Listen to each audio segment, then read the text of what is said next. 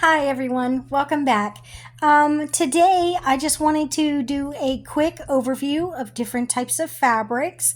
This is a continuation of part 3. Part 3 was about quilting fabrics, and this one is going to actually be about different types of fabrics beyond quilting. So for example, garmenting fabrics, denims, batiks, different types of fabrics like that. Things that you can use that are not necessarily specifically for quilting.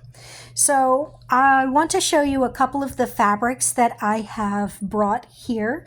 And there's multiple different types, and we'll go over the different types of fabrics and also what they are best used for. So let's get started. So this first one here that you see, this one is actually an African shirt that was given to me. It's 100% cotton. There you go. And it is a beautiful shirt that can be used for a lot of different things. As you can see, it has a bunch of different colors. It is a garment, but this is a garment that you could actually take apart because it is 100% cotton. You can take these pieces apart and cut them apart if you would like, put them back together as something else, make it into a quilt, maybe turn it into an apron, something like that. You can do any of those things. This fabric is a little bit lower quality cotton fabric than you would get for quilting because of the thread count on this. It's actually a pretty low thread count, you can actually see.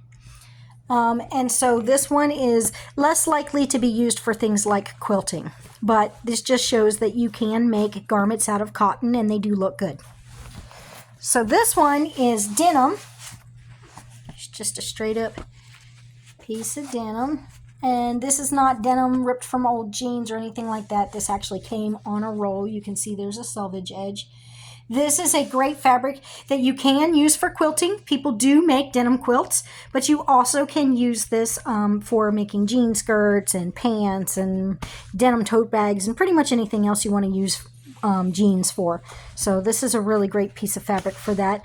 They come oftentimes in denim in multiple different colors. This particular one does happen to be like a darker jean type with a little bit of acid washing, you can see here.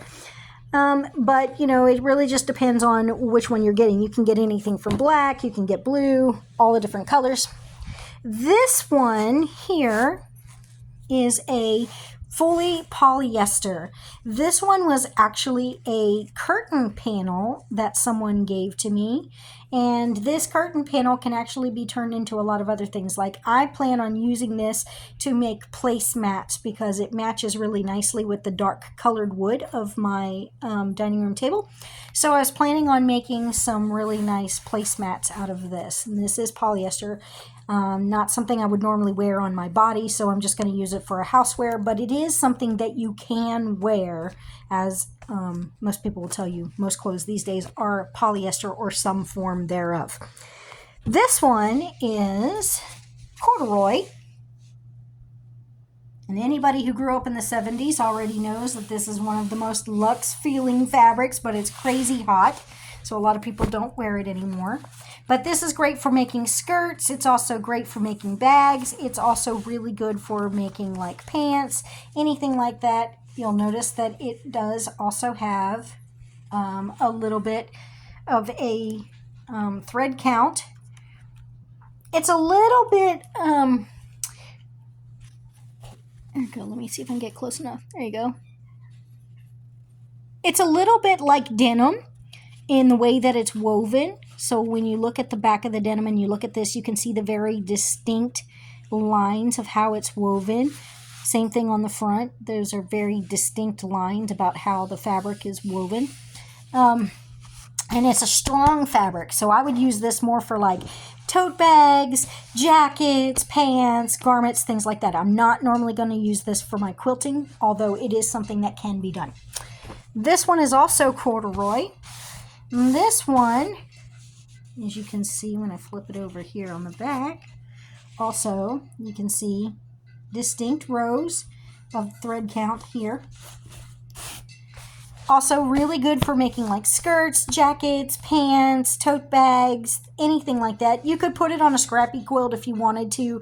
The thing with most other fabrics besides cotton, though, is that when it gets washed, most fabrics that are like polyester, rayon, fabrics like that are going to shrink. And so that causes there to be like warping inside of the fabrics. So a lot of times people are not going to use anything but cotton because cotton does not stretch out of shape. So this is something that will keep its shape wash after wash after wash. Now, this one I got from my local Dollar Tree. And it says craft fabric, but it's actually a little piece of flannel. This is about a fat quarter size, and it's just enough to make a good, nice binding around the outside of a baby quilt, which is what I was planning on using this for. I didn't need to go and buy a whole lot of fabric since I'm just using this for binding on a baby quilt. So for $1.25 for a nice little fat quarter of flannel fabric, any quilter anywhere will tell you that's not a bad price. So that's for that. And then I have some other things I wanted to mention really quickly. You'll notice that these three fabrics I'm putting in front of you right now are all directional. Rainbows go that way. Rainbows go that way. Flowers go that way. And the reason I'm showing you this is because these are directional fabrics. Directional fabrics only go in one direction or they don't look right. So you have to note that if you are using a fabric that is a directional fabric, like this one, and you're putting it on your quilt, if you have a pattern like I have here, this pattern right here is a panel to an accent fabric, a top and bottom border, some sashing, a side border, and some binding. And that is what gets put together to make this quilt right here. If I wanted to choose this fabric, which I wanted to be on my quilt, knowing that it's directional means that if I wanted to use it as an accent fabric, which says I need 7 fat eighths, okay, I would need one of these fat eighths to actually be a little bit bigger if it's directional. So instead of doing a fat eighth, I would probably do a fat quarter of this fabric in place of the accent fabric that says I need an eighth because this is directional. Now, if it was tossed like this one is, all the icons go in different directions, then I would only need exactly what my pattern calls for. My pattern calls for a fat eighth of 9 by 21 inches. And if this is tossed, then I only need an eighth of this fabric and I will have enough. If it is directional like this one, I'm going to double it to make sure that I have enough room to turn the fabric so that all the direction goes the same way. So that's just a side note for you to note about measurements and stuff when it comes to doing fabrics. We talked a little bit about quilting cotton. This particular one is a very high quality, high thread count quilting cotton. This one is from Northcott. Northcott is a well-known fabric design company. They produce a lot of really high quality fabrics. And you can see that by looking at their selvage. See how high quality that is? You can see all of the weave marks in the selvage.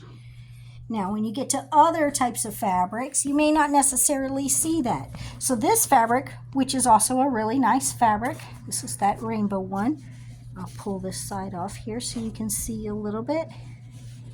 This one is the selvage for that. See how it's a much shorter selvage?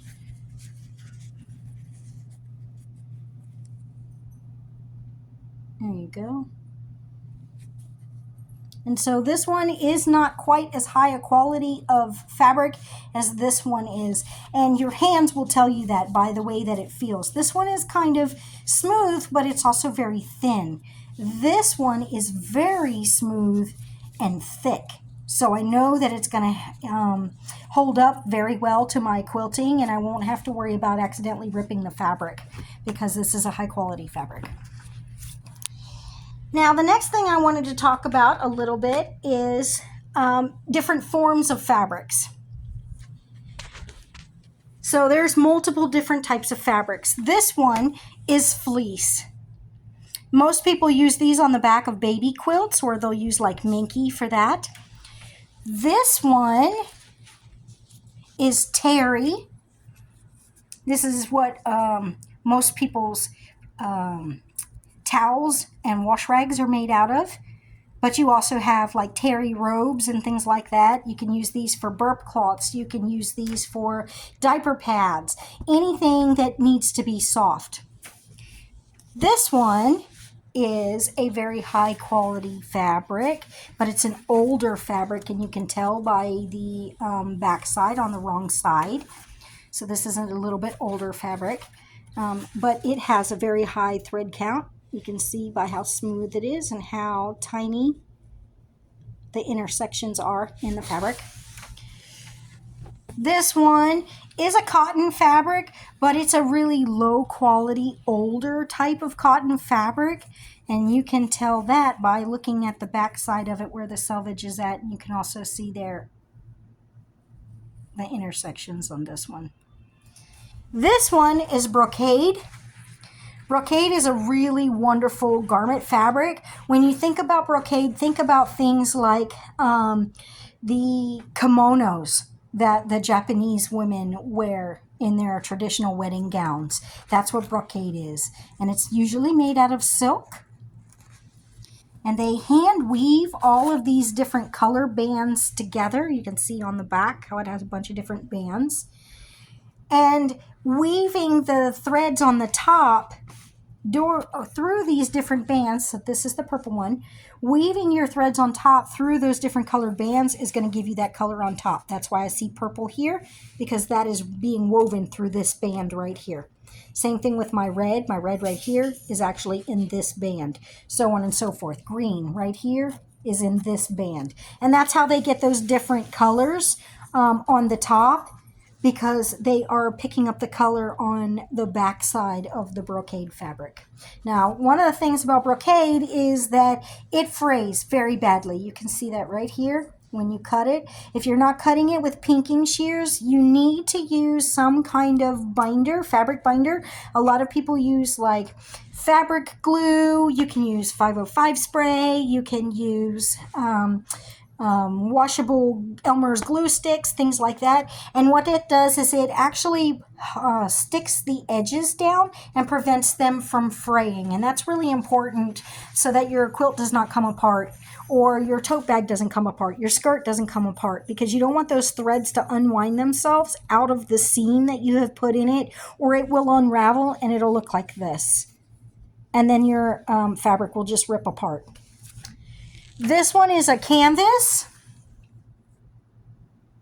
and this is really great for making like heavier style tote bags and things like that. This is a heavier type of canvas. I also would use this for making like aprons, pot holders, things like that. Anything that's going to get a lot of use and you want it to last a long time. This one is flannel.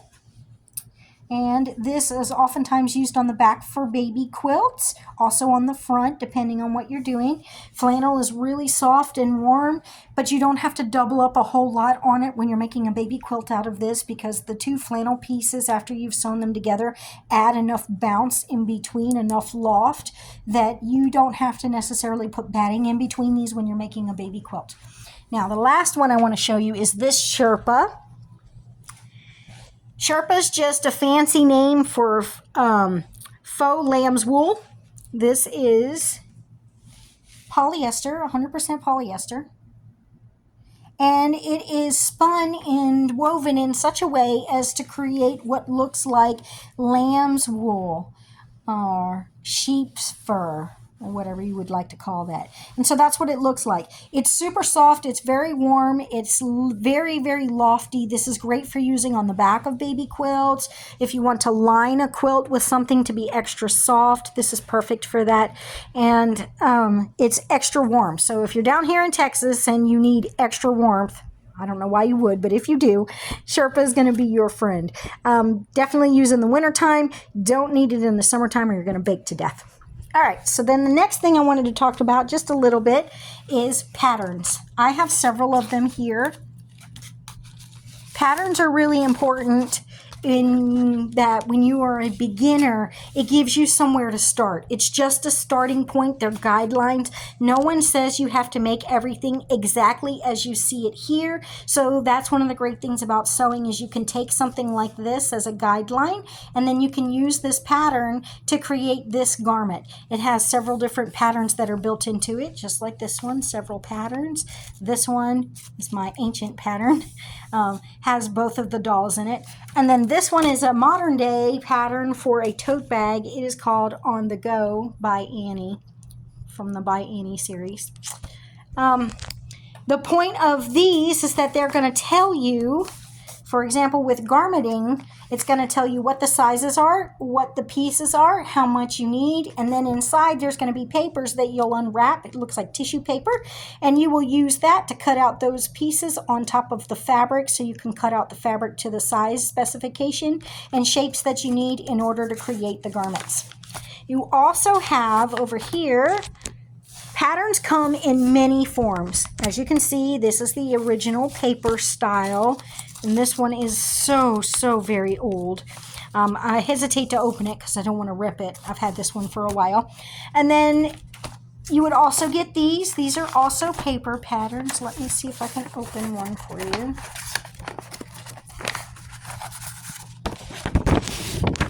So these are the paper patterns. This one is the instructions. Kind of looks like what happens when you dump out a hair color on your counter, huh? So this is going to be the instructions. It's going to show you all the different types that you can get. And then it's going to show you what the different pieces look like and give you information about them so you know how all the pieces go together. So this is kind of like the build instructions. And then this is the template pieces you need. So you cut the puzzle pieces out, and then this teaches you how to build the puzzle so it becomes one of these. And so there's going to be a lot of tips and hints and stuff inside of here that's going to help you. And it's going to tell you all the different things that you need in order to place these garments together, how you can make them. Sorry, there we go. Not cooperating, did not want to unfold for me. Okay, so here you go. So these are the different layouts. And this is going to be your general instruction. And this is how a lot of patterns work. These are for garment patterns. Now for your bag patterns, they're going to be a little bit different. A bag pattern is going to look like this.